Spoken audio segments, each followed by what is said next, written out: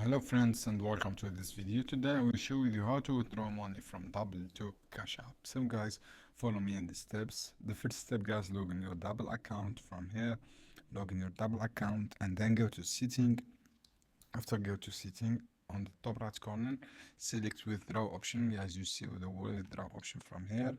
After that, add new withdraw account. Tap by add new withdraw account guys. So you see withdraw new withdraw account, and after that add your account details guys, informations, your cash app information, then confirm your withdraw, enter your amount you want to withdraw, for example $50 or $100, and click withdraw, and after that confirm your transaction guys. This is how you can do guys. I hope this video helpful for you, and don't forget give like, give share this video for more content, and see you on another video soon. Just keep follow these steps guys. Select withdraw, go to settings, select withdraw, confirm your withdraw, and enter your amount you want to transfer.